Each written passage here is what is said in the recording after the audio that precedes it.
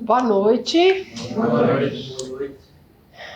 Então, tem alguém que não me conhece? Não, eu sou a Beatriz, sou psicóloga. E aí, trabalhei aí com dependência química há uns 18 anos. E aí, nos últimos anos, eu comecei a fazer temática. E aí, para falar de sobriedade emocional. E essa leitura inicial foi muito legal, porque a gente vai incluir ela também. Então, quando a gente fala de emoção, né, a gente pode se perguntar muitas coisas. E a gente se confunde muitas vezes, achando que as emoções somos nós. Da mesma maneira que a gente se atrapalha e acredita que a gente é o que a gente pensa.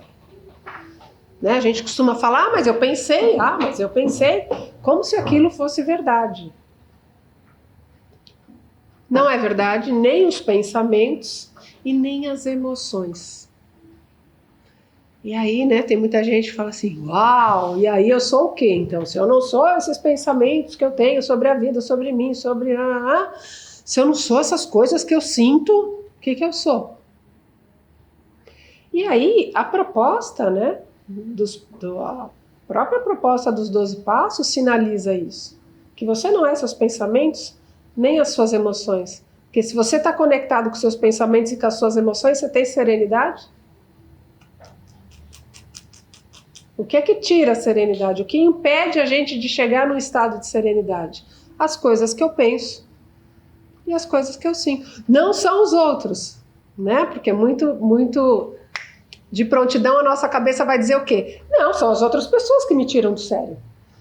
Tá fora de mim. Né? Se eu ganhasse mais, se meu emprego fosse melhor, se não sei o que, se, né? A gente vai colocar uma série de situações como as culpadas de eu não alcançar a serenidade.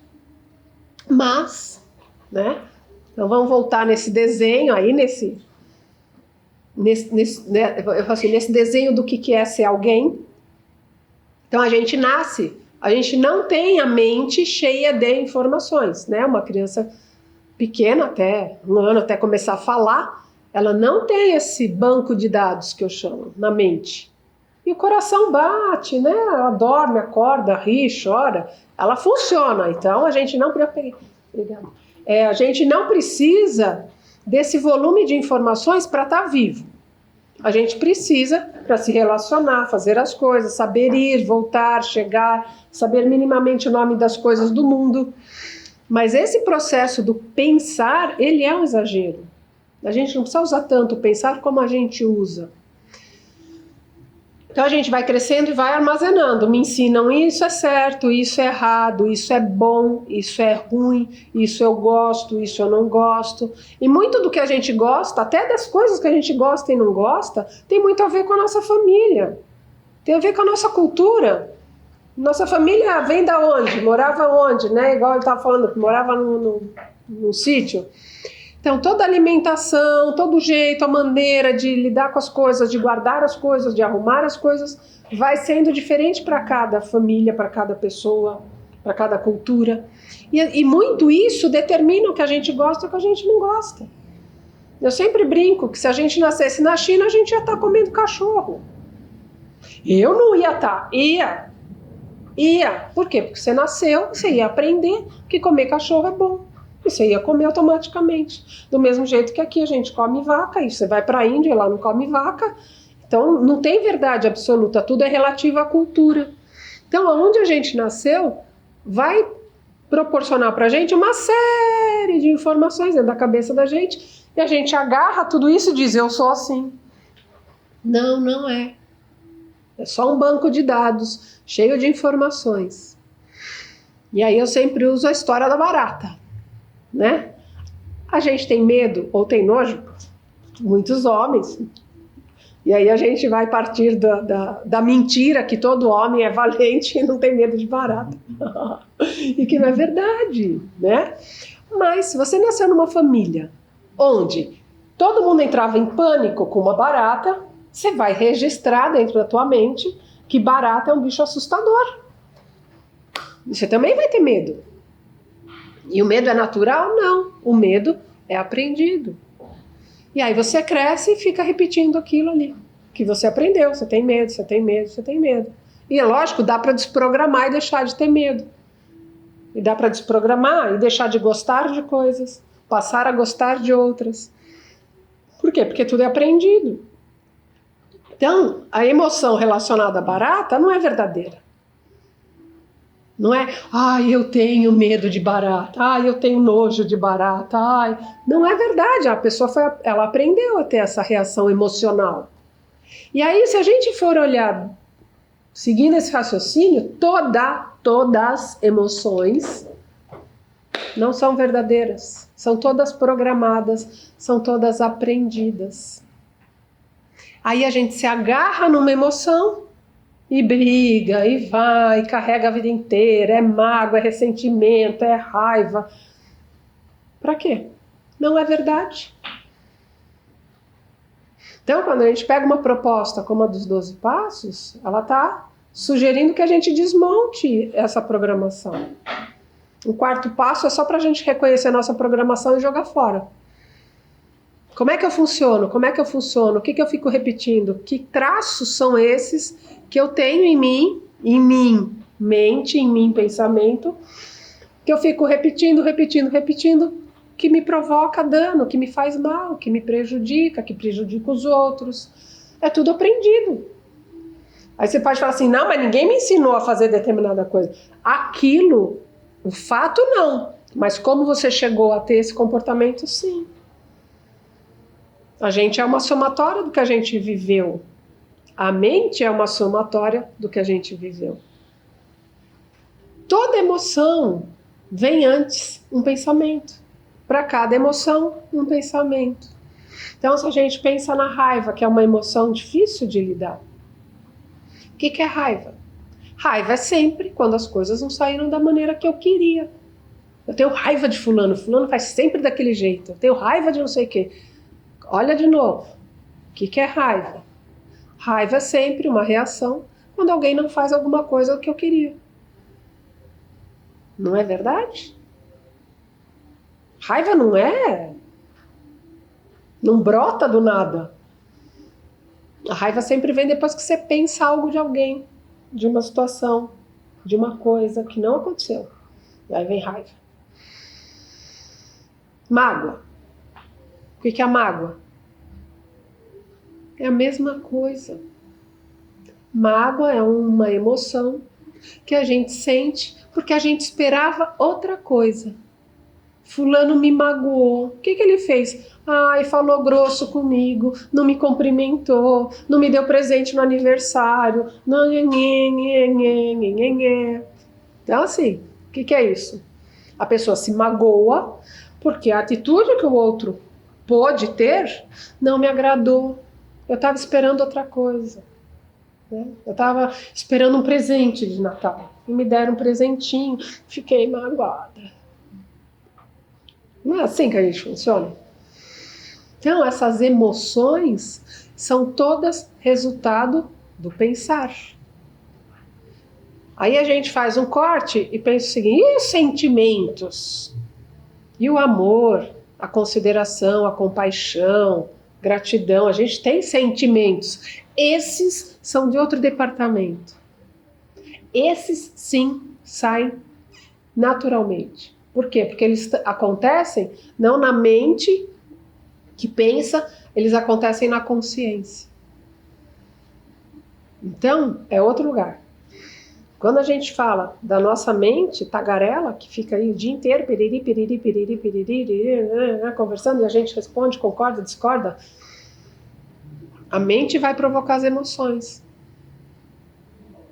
E aí as emoções são todas resultado de um pensar. Então, para a gente falar de sobriedade emocional, primeira coisa, abandona.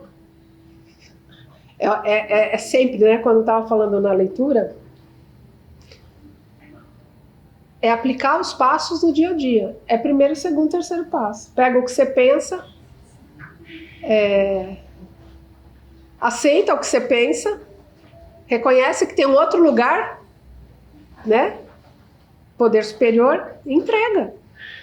Para de levar a sério o que a cabeça pensa e o que ela provoca de emoção. Para ter sobriedade, precisa de um abandono. Porque a mente vai dizer o quê? Não, para eu ter sobriedade emocional, eu vou controlar. Eu vou controlar o que eu sinto. A gente não controla as pernas. Se a gente propor aqui para todo mundo que a gente vai ficar até as 8h30 com os 2 pés no chão, o que vai acontecer? Daqui a pouco a perna cruza sozinha. Você nem viu a perna cruzar. Então, assim, a mente, ela tem uma proposta de controle de tudo da vida, mas a gente não controla nem as nossas pernas. Quem dirá controlar o que a gente sente? Quem dirá controlar o outro? Quem dirá, né? Tudo isso que a mente propõe.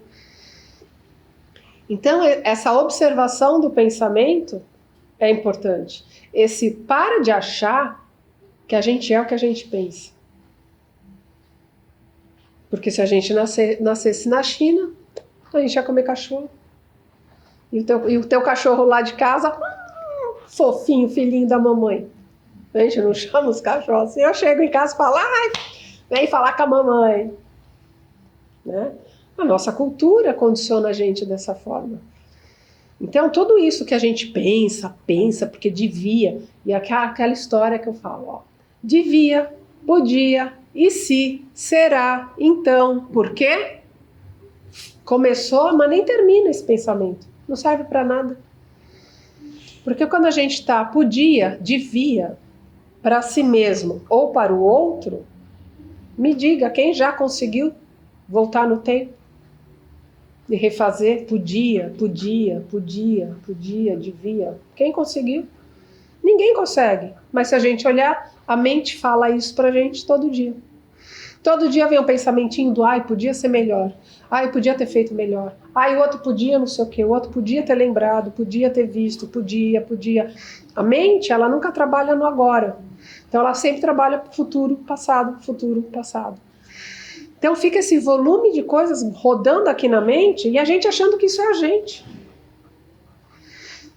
Então o primeiro passo é observar esse turbilhão de coisas que ficam passando na cabeça da gente o dia inteiro e perceber que tudo que a gente sente vem depois de um pensamento.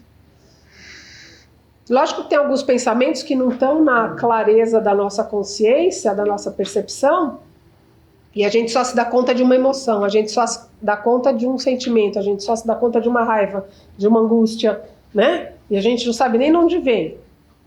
É que tá, eu falo assim, tá nos bastidores. A gente não viu, mas com certeza tem uma crença. Tem alguma conversinha que tá rodando lá na cabeça que a gente ainda não percebeu, que tá provocando a emoção. Não existe emoção do ser consciente, né? Do ser contato com o poder superior. Esse departamento vai produzir sentimentos. Sentimentos. Por que as pessoas assistem filme de terror? Para ter uma emoção provocada, artificial. Por que a gente assiste filme romântico? Para ter uma emoção artificial. Tudo artificial. Porque a gente aprendeu que isso é bom, que isso é ruim, que isso é legal, que isso de acordo com a nossa família, com a nossa cultura. Tá bom, isso faz parte, né? Não é que a gente vai jogar tudo isso fora, mas não precisa acreditar nisso 100%. Então, toda vez que identifica uma emoção, tem que se perguntar qual é o pensamento que apoia isso. Tô com raiva da pessoa, tô com raiva do fulano. Para, respira e se pergunta, por que eu tô com raiva? O que eu acredito? O que eu queria? Ah, eu queria que ele tivesse se comportado diferente. Eu queria que ele tivesse falado comigo direito. Eu queria que ele tivesse me perguntado antes de fazer não sei o quê. Eu queria. Quem é este que tanto quer? Que lugar é esse que tanto quer? É a mente. Por que a gente não consegue só aceitar? E aí, assim, volta lá para os lemas. Por que a gente não consegue só aceitar o outro? Vive e deixa viver. A gente não consegue. É difícil? Por que é difícil? Porque tem aqui na cabeça umas listinhas que a gente fica perseguindo. Ah, porque fulano devia, ele podia. Porque tem que, e se? Então? Será? Olha, o que vai acontecer? Meu Deus. Pronto, acabou. Não tem serenidade que dê conta desse monte de pensamento. Então, serenidade é justamente o lugar onde você consegue não se identificar mais com o seu pensar. Serenidade é um lugar, é um estado que tem a ver com não pensar, ou não pensar tanto. Porque a cabeça nunca vai parar de pensar, mas você pode parar de escutar, pode parar de conversar. O que é que vocês fazem debaixo do chuveiro? Tomam um banho? Quantas vezes debaixo do chuveiro você para e fala assim, nossa, eu já lavei o cabelo? Você retoma o banho porque você se perdeu. Quantas vezes dirigindo o carro você fala, nossa, onde eu tô? Nossa, como eu cheguei aqui? Quantas vezes a gente se distrai, se perde nesse mundo dos pensamentos e nem percebeu? Então a gente tem um vício no pensar. A vida hoje, a vida moderna, a tecnologia, ela superalimentou o processo do pensar. E não é um pensar lógico, aqui, agora, onde eu vou, o que eu preciso. Não, é o pensar no tempo, é a fantasia, a imaginação, são os ressentimentos do passado. Então, porque se eu tivesse tido uma família assim, se. Aí eu volto para a listinha. Podia, devia, e se, será, então, por quê? Lixo mental. Não leva ninguém a lugar nenhum, não produz nada de bom, só angústia. Só medo. Só dúvida. Então a gente fala, né, em conseguir ter uma sobriedade emocional, implica em a gente conseguir olhar as emoções. Não dá para controlar o pensamento que provoca a emoção. Se a gente ganha um lugar de observar o que está acontecendo, aí a gente consegue caminhar sereno, né? Com sobriedade, com clareza, com lucidez. Que a pessoa está gritando na tua frente e você está olhando. Você fala, nossa, ela está nervosa, peraí, o que eu posso fazer aqui? Se a gente não consegue olhar a emoção do outro, automaticamente dispara a emoção na gente e vira conflito, vira guerra, confronto. Como é que o povo dirige? Hoje eu estava com meu filho dirigindo e eu ria, porque ele xinga todo mundo. E eu ria, papai, criatura, por que você não tem paz, meu Deus do céu? Ele fala, mas olha, tá todo mundo mais devagar, mas por que não virou, por que não deu certo? Eu falo, só faz seu caminho, deixa o mundo pra lá. Por quê? Porque você fica conectando sempre em ficar julgando o comportamento do outro, né? Então você não tem paz, mas é só parar de olhar para o comportamento do outro, porque alguém aqui tem a pretensão de ver esse mundo todo em paz? Não tem jeito. O único mundo que a gente pode ter em paz é esse aqui. Eu falo assim, ó, meio metro. Daqui para cá, eu que mando. O que sai daqui, o que entra aqui. Porque os outros eu não tenho controle, né? Então, se a gente fica conectado sempre com o outro, com o comportamento do outro, com a emoção do outro, é instantâneo, o sangue sobe. A pessoa grita com você, você grita depois, você nem percebe. Então, implica sempre num estado de observar. De se observar e de observar o fora, de observar o outro. Porque se a gente está identificado com o nosso pensar, então, se a gente olhar como é, todo mundo já viveu assim ou ainda vive. Então é o dia inteiro assim, a cabeça falando e você concordando, discordando e valorizando as conversas mentais, Você nem vê o outro na tua frente. Que aquela história, você nem vê que você está tomando banho, você nem vê que você está dirigindo, você nem vê a cara da pessoa que está do seu lado, você não vê nada, você só fica lá, tarará, mas então, mas e se, mas podia, mas devia, mas será, e se, então, por quê? E a mente fica fazendo esse discurso, te gerando um monte de emoção, e você vai cansando. Aí chega alguém perto, você está irritado, você não sabe nem por quê. Aí você responde, aí a pessoa está nervosa, você se irrita também. Mas o que está acontecendo? Perder o eixo. Perder o eixo é perder o ponto de equilíbrio onde você observa tudo. Porque é isso. Você observa, tá chovendo? Ah, tá chovendo, vou pegar o guarda-chuva. O que a mente diz? Pô, que saco, tá chovendo. Pô, que saco. Logo agora que eu vou sair, tá chovendo? E na convivência com as pessoas? Dentro de casa, no trabalho. Não é assim que a mente faz? Nossa, que saco. Já falei que eu não gosto disso. Por que largou o sapato no meio do caminho? Nossa, por que largou isso aqui? E a mente fica reclamando, questionando tudo. Então, como é que dá para ter serenidade? Como é que dá para ter tranquilidade?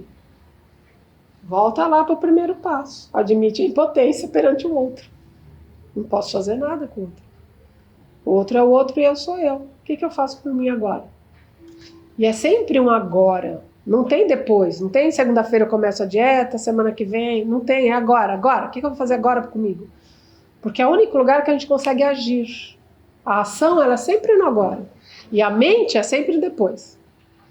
Sempre passado e sempre futuro. Sempre especulando o passado e projetando o futuro. A gente faz uma série de coisas durante o dia, aí chega à noite, deita a cabeça no travesseiro, o que acontece? Ai, sim, então podia, devia, como foi, então, nossa, eu devia ter feito diferente. Nossa, por que eu fui fazer aquilo? Ai, por quê? Isso quando a mente não chama a gente de você. Ou quando a mente, que é mais forte ainda, chama a gente pelo nome. Tem muitas pessoas que experienciam um se relacionar com a mente e a mente chama pelo nome, para dar bronca, lógico, para dar uns escrachos. Ou ela fica como chamando a gente de você. Nossa, você devia ter feito não sei o quê, né? Ai, você. Aí você fala, é verdade. Nossa, você responde. Você está respondendo para quem? Com quem está conversando? Mas observem hoje, quando vocês deitarem a cabeça no travesseiro, com quem vocês estão conversando. Vocês vão estar conversando. É que às vezes isso está tão impregnado, que a gente não percebe. Isso eu tenho várias experiências, até de falar disso em temática. E aí eu tinha assim, um rapaz, era dos neuróticos anônimos. E eu falei, ele ficava me olhando assim, com uma cara amarrada. Depois de uns meses eu voltei, fui fazer outra temática, numa outra sala ele apareceu. Ele falou, nossa, eu tinha que vir falar com você. Porque aquele dia lá naquela sala eu saí, eu ficava, não é possível, eu não fico falando com ninguém. Não tem ninguém falando na minha cabeça, sou eu que estou pensando. E até que ele percebeu. E aí, assim, a vida mudou. Porque aí ele falou, meu Deus do céu, olha quanta bobagem, eu fico falando para mim mesmo e vou ficando nervoso. E ele trabalhava com criança, com perua escolar. Ele falava, nossa, agora eu compro bala para as crianças, eu não estou mais irritado com elas.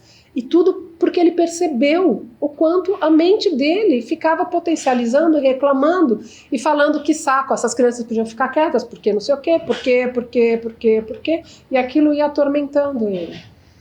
Então, para ter sobriedade nas emoções, a gente tem que olhar o que a cabeça está falando. E nem sempre a gente percebe. Precisa dar uma paradinha. Né? Por mais estranho que pareça, tem que parar e falar, peraí, deixa eu observar essa história da cabeça. Gente, a gente vai se dando conta que tem um monte de coisa acontecendo na cabeça da gente, mas a gente já está tão acostumado que a gente não diferencia. Fala o dia inteiro. E a gente não percebe. Então, esse falar mental, né, que a gente acha que é a gente,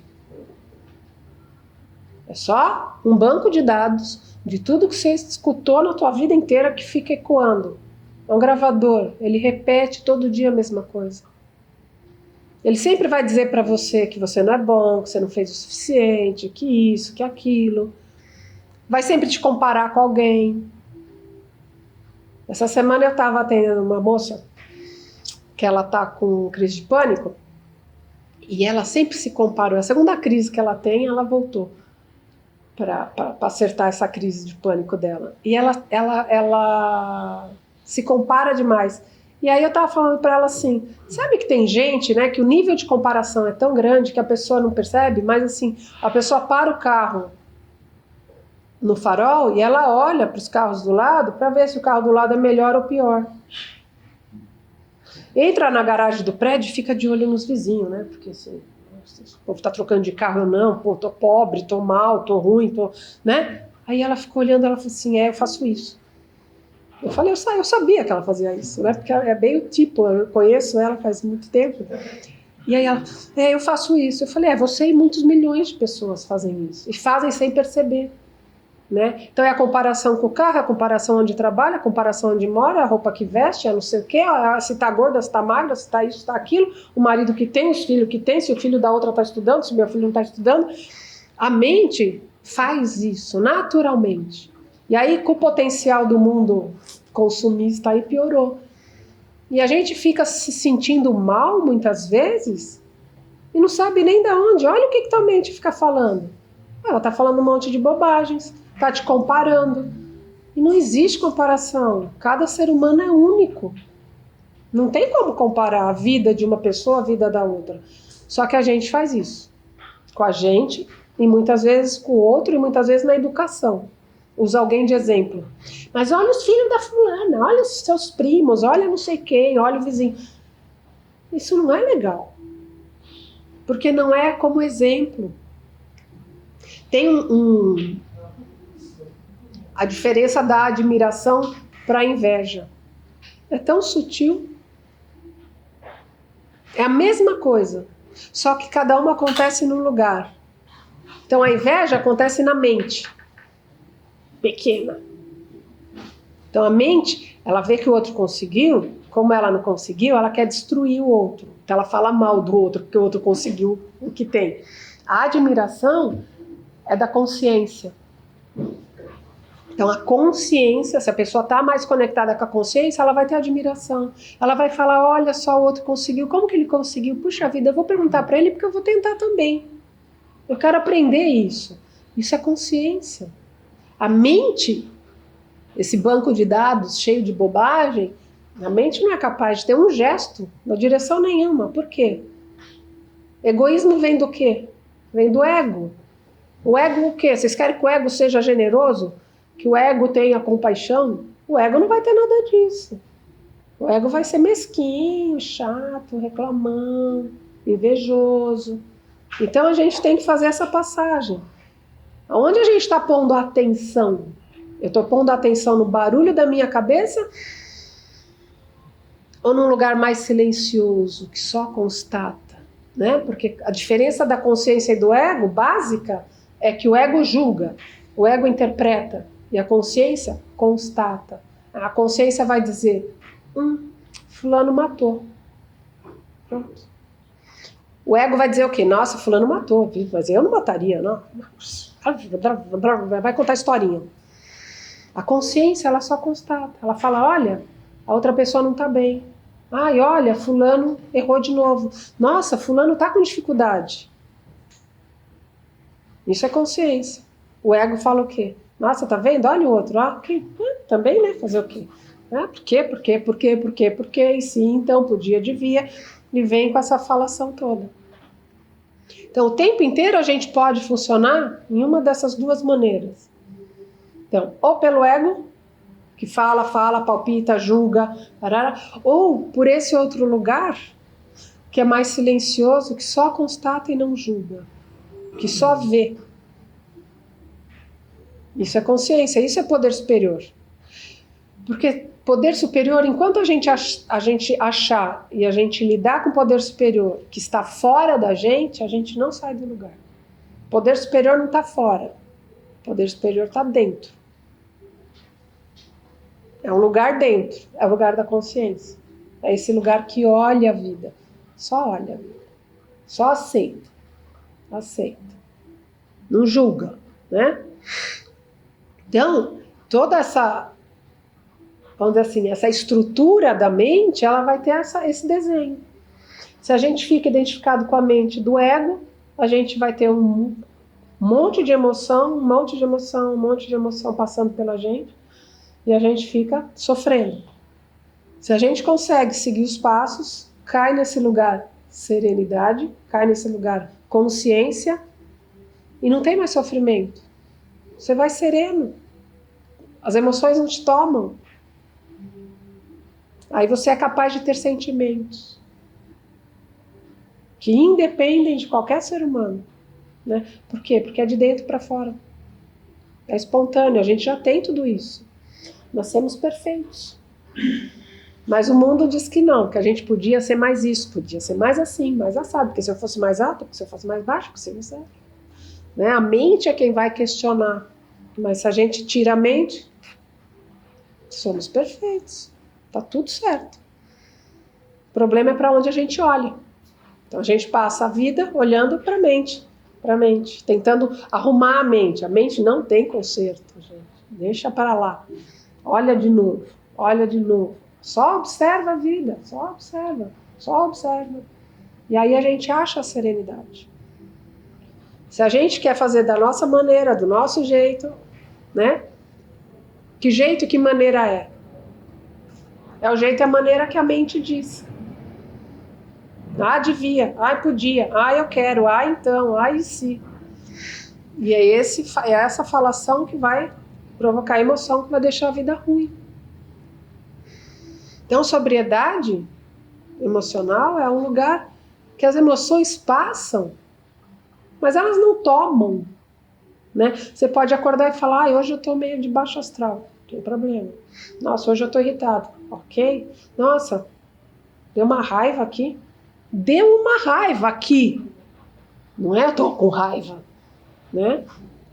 Tem um lugar gerando raiva. E aí vai lá olhar o que esse lugar pensa. O que esse lugar queria que tivesse acontecido. Vai ter um discurso. Vai ter uma falação. Então é reconhecer que a gente vai ter essas emoções passando pela gente, mas a gente não precisa vivenciá-las. Porque se a gente fosse realmente vivenciar todas as nossas emoções, a gente matava. Um por dia. Batia nas pessoas todos os dias. E vamos lá, que quando a gente está submetido às emoções, não é assim que a gente vive, quase matando um por dia, quase batendo em um por dia, brigando com todo mundo, irritado com todo mundo. Não tem emoção boa. Boa assim. Amor não é uma emoção. Amor é um sentimento da consciência. O que a gente conhece de emoção, amor na mente é o quê? Poder, posse, ciúme, controle, vitimização, arrogância, vaidade. O amor no ego vira isso. O amor na consciência é espontâneo, é só flui. Não exige nada em troca, é só amor. Então os sentimentos vêm da consciência. Quando a gente vive amor no ego, é igual o ciúme e a admiração, a inveja e a admiração. É a mesma energia, só que se você põe no ego, você quer destruir. Se você traz para a consciência, você aprende. O amor, se a gente vai usar o amor no ego, vira posse, ciúme, controle e possessividade. E as pessoas acham lindo. Ontem tinha um rapaz que eu atendo falando que lá deu uma confusão com a mulher dele e a mulher dele brava. E ela fala, você não tem ciúmes de mim. E aí assim, desde quando ciúmes é prova de amor? Ciúmes é prova de controle, de posse. Isso é coisa da mente, é coisa do ego. Algum momento o ego proporciona boas coisas pra gente? Não. Só quando a gente fica em imaginação. Se eu tivesse, se eu ganhasse na Mega Sena, ia ser assim, assim. Então, se a gente está em imaginação, a gente vai ter emoções boas, que duram muito rápido, né? Porque de repente você acorda e então, não tem nada aqui. Não ganhei na Mega Sena, a vidinha é a mesma, trabalhar, né? Então, o único momento que a mente proporciona alguma emoção positiva é na fantasia. No dia a dia, não. As coisas positivas que a vida proporciona vão acontecer quando a gente está mais consciente. Porque aí são sentimentos verdadeiros. Do contrário, só as bobagens que a nossa mente produz.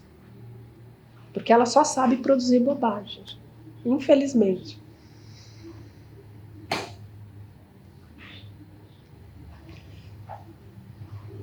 Então, quando a gente fala da oração da serenidade, né? Conseguir reconhecer o que eu posso e o que eu não posso, a gente está falando de ego e consciência. Porque o ego quer tudo.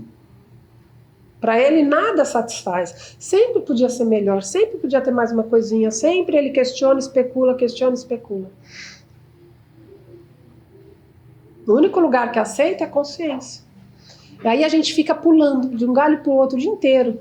Momentos mais para um lado, momentos da vida, fases da vida mais para o outro, e fica pulando de galho para galho. Mas se a gente consegue diferenciar esses dois momentos, a gente começa a ser um pouco mais dono desse pular de galho. Porque aí a gente começa a ser um pouco mais dono da onde eu estou pondo minha atenção. Se a minha atenção está ficando nas bobagens que a mente produz, passado, futuro, podia, devia, se, será, então, por quê? Ou eu consigo ficar sereno no aqui e agora. O que o outro tem para me dar isso? Nossa, tá ótimo. O outro não tá bem. Nossa, olha. E aí a vida fica tranquila, porque você aceita a vida como ela é. Eu brinco muito, eu falo uma coisa que as pessoas às vezes se incomodam, mas eu digo assim, quando alguém tá muito assim, ai, porque eu queria, eu falo assim, seu querer é insignificante diante do universo. Ou você tá achando que é o seu querer que sustenta os planetas? E daí que você quer? E daí que você quer alguma coisa? Porque nosso querer é muito insignificante, mas para a mente é tudo. Para a nossa identificação com a mente, nosso querer é tudo. O mundo diz, corra atrás dos seus sonhos. Ai, você tem que isso, você tem que aquilo, você tem que. Pega essa roubada. Como é que as pessoas ficam? Ficam doidas, ficam deprimidas, ansiosas, porque é uma luta, é um conquistar. Não tem nada do lado de fora, tá tudo do lado de dentro. Então a satisfação, a paz, o amor, a tranquilidade, a serenidade, não tá do lado de fora, tá do lado de dentro. E as coisas aqui fora só vão acontecer porque tem que acontecer. Não é a gente que controla, tem uma coisa chamada poder superior agindo, mas a gente acha que é a gente. A gente acha que é a gente. Então, fazer esse reconhecimento é libertador. Porque no fundo, você só vai fazer o que é possível fazer. Volta à oração da serenidade. Você não vai fazer aquilo que não dá para fazer. Você vai sofrer tentando fazer aquilo que não é possível ser feito. Se a gente pensar, então assim, olha cada um a própria história e pensa, você está na profissão que está, por quê? Foi você mesmo que escolheu? Ou as coisas foram acontecendo de maneira tal que você se viu nesse lugar? Daria para fazer diferente? Não daria, é uma ilusão. Mesmo que a pessoa diga, eu tinha 2 oportunidades, eu podia fazer isso ou fazer aquilo. Quando a gente escolhe uma coisa e abre mão de outra, quem está agindo? Ah, é o meu querer? Não, é uma série de coisas que às vezes acontece pela gente, mas não é a gente que decidiu. Acontece. E esse acontecer, isso é poder superior. Não é a gente. A gente é desse tamanho. A gente é bem pequenininho. Né? Mas a mente diz, não, fui eu que fiz. Não, porque sou eu, o dia inteiro, eu. E aí quando a mente ganha um pouco mais de força, ela fica, porque você. Ou chama pelo nome. Eu tenho uma pessoa, ela é de uma irmandade, e ela funciona com alguém chamando sempre ela pelo nome, não é nem chamando. Tudo que ela vai fazer na vida, ela pergunta para esse lugar da mente. Ela fala, então, e agora? Eu vou viajar ou não vou viajar? Aí a mente responde, chamando ela pelo nome, tipo, Maria, é melhor você viajar, né? Ela fala, é verdade, né? Eu falo, meu Deus do céu, quando que você vai parar de se relacionar com essa fantasma que te chama pelo nome e você não sabe quem é, e você não sabe o nome dela, mas tudo ela pergunta para a mente. Ai, vou ou não vou? Compro isso ou não compro? Como isso ou não como? Ela nunca decide, ela joga para a mente e a mente faz, ai Maria, faz isso. Então tá tão fragmentada, né? A pessoa tá, é isso, a gente vai fragmentando. Mas a gente é um só. E se a gente é um só, com quem que a gente fala o tempo inteiro? Se a gente é um só, com quem que vocês conversam quando deita a cabeça no travesseiro? Se só existe o agora, por que a gente fica revirando o passado? Se não existe futuro, por que a gente fica fazendo planos para depois, quando, então? É só desperdício. E esse desdobramento para o passado, para o futuro, gera o quê? Gera o quê? Gera dinheiro? Não gera dinheiro. Gera nada. Né? Não gera nada, só gera sofrimento, angústia, ansiedade, depressão. Tem um absurdo que é dito, né, com uma tranquilidade tamanha que relembrar é viver. Não é isso? Como assim? Viver? Então, ok, a gente pode ficar todo mundo em casa relembrando os bons momentos que tivemos. E pronto, ninguém sai para trabalhar, ninguém sai para fazer mais nada, porque viver é relembrar. Esse uso da memória, né? Então assim, a memória ela foi muito usada quando a gente estava lá, quando o ser humano estava lá nas cavernas. Quando o ser humano tinha que aprender tudo, tinha que conhecer as coisas. Então, a memória ela serve quando a gente vai conhecer algo, porque se qualquer coisa nova que a gente vai viver, automaticamente o cérebro aciona as memórias sobre aquele assunto, sobre aquela situação, rapidinho vem um monte de informações. Por quê? Porque esse é um sistema primitivo de sobrevivência instintivo mesmo. Né? Então lembra lá, se a gente pensar no tempo das cavernas, o ser humano tinha que enfrentar um monte de situações adversas. Então tudo que ele aprendia ficava registrado. Então ele repetia, ia lá enfrentar os bichos, comer, caçar, né, os caminhos para ir buscar água, descobrir as trilhas. Então esse lugar no cérebro existe, mas hoje ele é inútil. Hoje a gente tem Google. Mais rápido. Hoje nosso cérebro consegue armazenar informações. O que é novo? Quando a gente era criança, né? Vamos pensar. Não tinha um monte de coisa que a gente não sabia, bicho que a gente nunca tinha visto e de repente passar na televisão, todo mundo ficava assim, nossa, você viu? Hoje, qual é a novidade?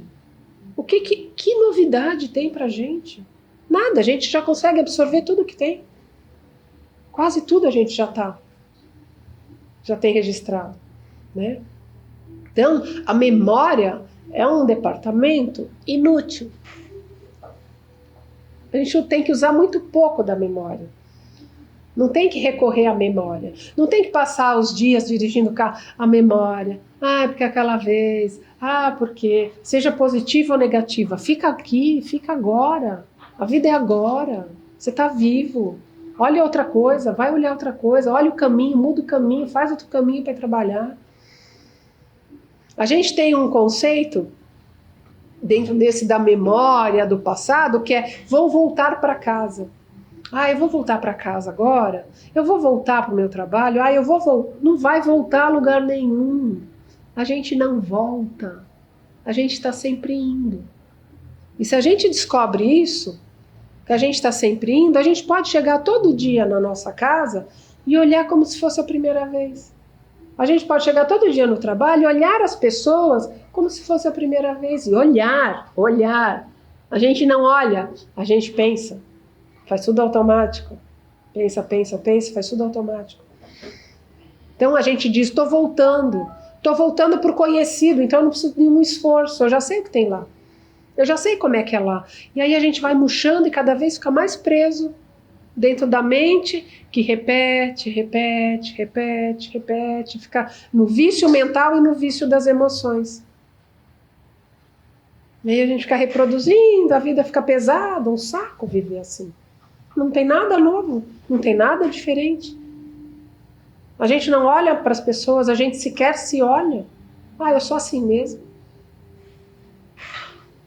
Então, a gente fala em sobriedade emocional, precisa sair da mente e vir para a consciência. 12 passos é o mapa para a consciência. Mas tem que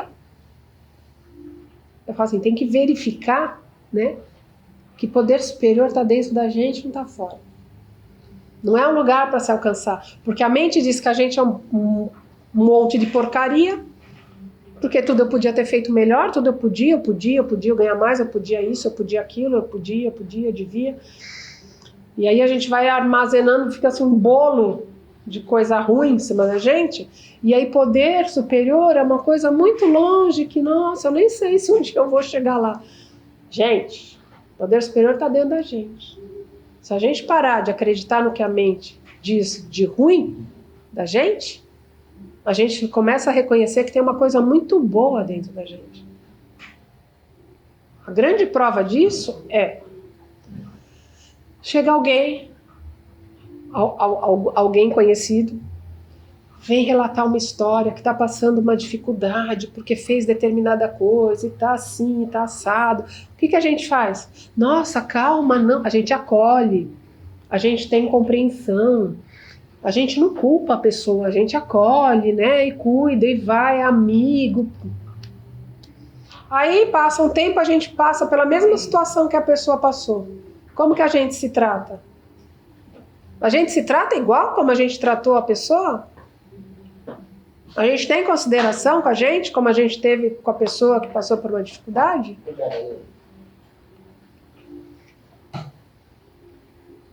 A gente vai ter compaixão pela gente, como a gente teve com a pessoa que passou pela mesma situação? Não. Quando acontece com a gente, o que acontece? Que imbecil, olha o que eu fiz, que absurdo, você não tem jeito mesmo, porque de novo, porque então, e vem a culpa, e vem né? Todo um processo que transforma a gente num lixo. Pô, mas há um mês atrás você estava dizendo para outra pessoa, pô, não, supera, que é isso, a vida é boa, vamos lá, você não fez por querer, não, tudo isso vai passar. E quando você passa pela mesma coisa, você se destrói. Por quê?